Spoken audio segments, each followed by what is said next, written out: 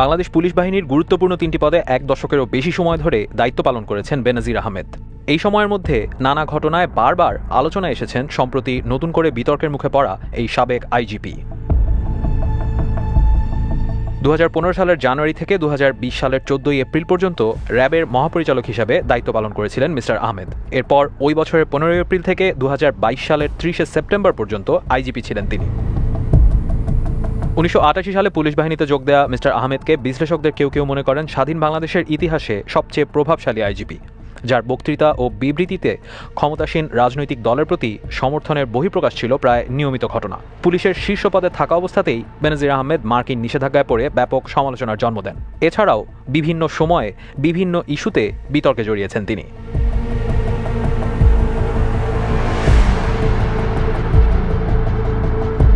২০১৩ সালের ৫ই মে ঢাকার শাপলা চত্বরে হেফাজতে ইসলামের অবরোধ কর্মসূচির সময় ঢাকা মেট্রোপলিটন পুলিশের কমিশনার ছিলেন বেনজির আহমেদ। হেফাজতে ইসলামের বিশাল সমাবেশ ছত্রভঙ্গ করে দিয়ে মিস্টার আহমেদ সে সময় আলোচনায় এসেছিলেন।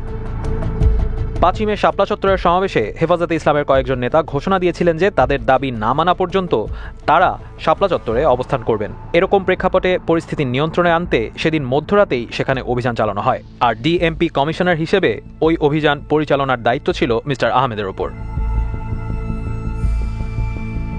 দশম জাতীয় সংসদ নির্বাচনের আগে বিএনপির কর্মসূচিকে কেন্দ্র করে গুলশানে খালেদা জিয়ার বাসার সামনের সড়ক বন্ধ করে দিয়েছিল পুলিশ। তখন সেখানে আড়াআড়ি করে রাখা হয়েছিল বালুর ট্রাক, যা রাজনৈতিক অঙ্গনে সে সময় ব্যাপক আলোচনার জন্ম দিয়েছিল। বিএনপির নেতারা ওই ঘটনার জন্য তখনকার ডিএমপি কমিশনার বেনজির আহমেদের তীব্র সমালোচনা করেছিলেন। বাংলাদেশে ২০১৪ সালের ৫ই জানুয়ারির সংসদ নির্বাচনকে কেন্দ্র করে নির্বাচনের আগে ও পরে ব্যাপক সহিংসতা হয়। ওই নির্বাচনে অংশ না নিয়ে নির্বাচন বর্জনের ঘোষণা দিয়েছিল বিরোধী দল বিএনপি ও সমমনা দলগুলো। সেই সময় বিরোধী দলের কর্মসূচি প্রতিরোধে শক্ত ভূমিকা নিয়েছিল পুলিশ। সহিংসতায় অনেকে মারাও গিয়েছিলেন। তখন বিরোধী কর্মীদের লক্ষ্য করে সরাসরি গুলি করার অভিযোগ উঠেছিল পুলিশের বিরুদ্ধে, যদিও সরকার বা পুলিশ বিরোধী দল দমনের সব অভিযোগ প্রত্যাখ্যান করেছিল। এছাড়া বেনজির আহমেদ র্যাবের মহাপরিচালক থাকাকালীন বহু বিচার বহির্ভূত হত্যাকাণ্ডের অভিযোগ ওঠে, কিন্তু মিস্টার আহমেদ বিচার বহির্ভূত হত্যাকাণ্ড শব্দটি সবসময় খারিজ করে এসেছেন।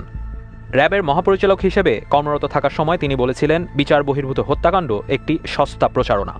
তিনি সে সময় অভিযোগ তুলেছিলেন যে একটি বিশেষ মহল এই প্রচারণার সঙ্গে যুক্ত।